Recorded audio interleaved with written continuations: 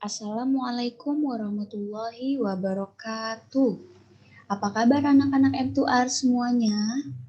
Alhamdulillah, semoga kalian semua selalu sehat dan selalu semangat menjalankan pembelajaran online kali ini.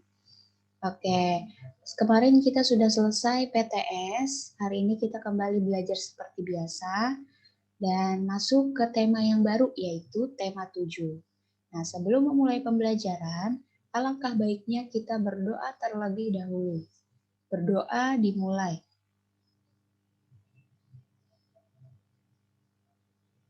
Berdoa selesai. Anak-anak, hari ini kita akan belajar bahasa Indonesia tema 7, subtema 1 tentang perkembangan teknologi produk pangan.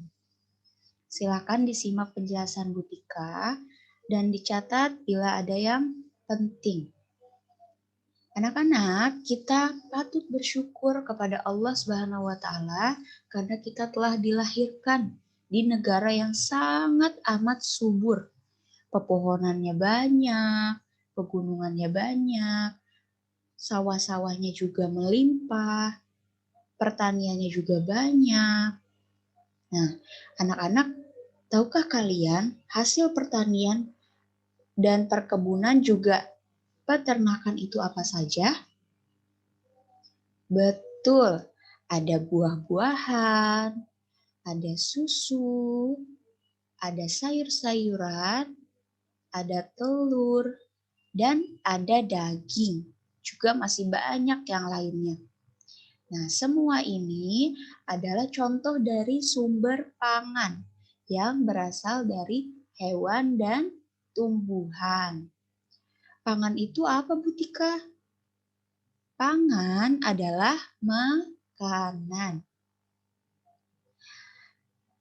Sumber pangan tidak dapat bertahan lama karena bisa membusuk. Nah, contoh-contoh yang digambar tadi seperti buah-buahan bisa membusuk kalau terlalu lama. Sayur-sayuran bisa layu. Kemudian susu juga bisa basi, ya. Nah, agar tidak membusuk, maka hasil pertanian dan peternakan harus diolah dengan cara teknologi pangan. Nah, teknologi pangan itu apa ya, Bu Tika? Teknologi pangan adalah ilmu pengetahuan untuk mengolah pangan atau makanan, contoh-contoh yang sudah tadi kita lihat. Untuk mengolah telur, mengolah susu, mengolah daging, dan masih banyak lagi sumber pangan lainnya akan diolah melalui teknologi pangan menghasilkan makanan baru. Makanan baru seperti apa ya? Kita lihat contohnya. Nah, di sini ada sumber pangan kacang kedelai.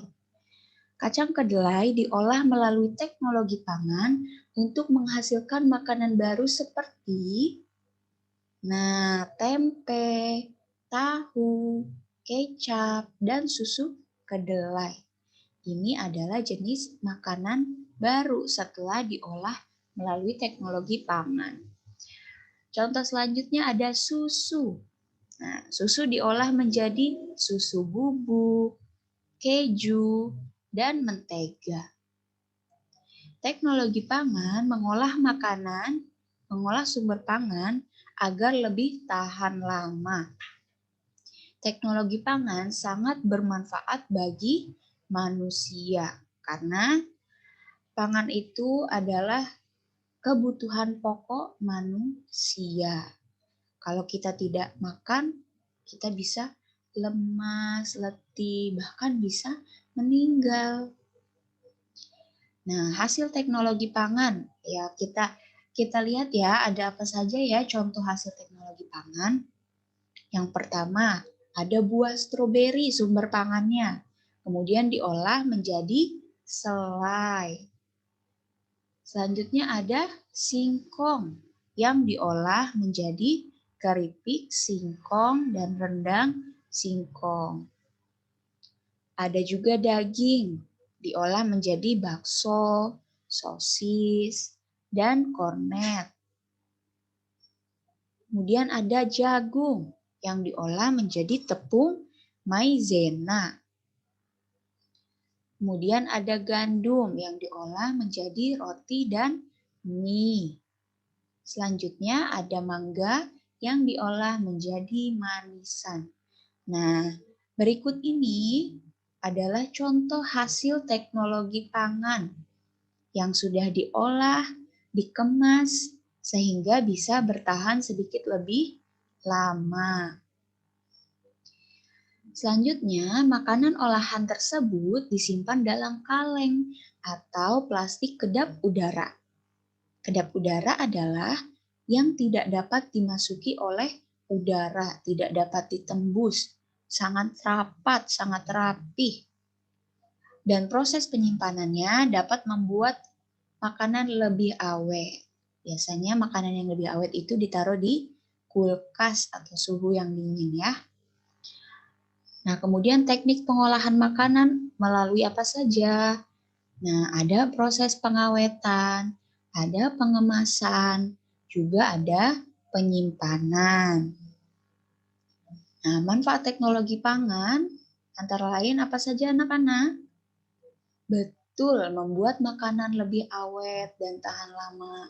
Kemudian membuat makanan lebih mudah dinikmati, lebih praktis, dan mengurangi sisa makan bahan pangan yang terbuang atau membusuk. Nah, selama pembelajaran tadi, apakah kalian menemukan kosakata yang baru?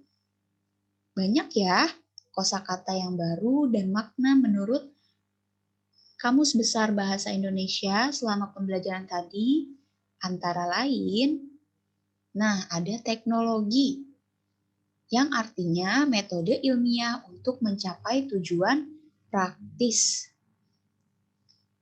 Yang kedua ada pangan, yang artinya makanan.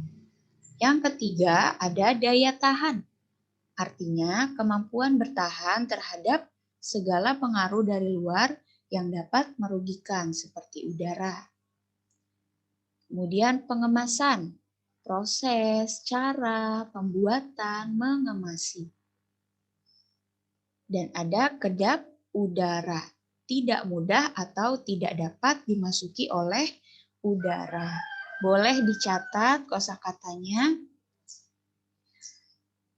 Untuk pembelajaran hari ini, kita akan lanjut ke subtema 2. Jadi jangan di-skip dulu videonya, tapi diklik video yang kedua.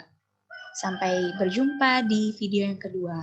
Assalamualaikum warahmatullahi wabarakatuh.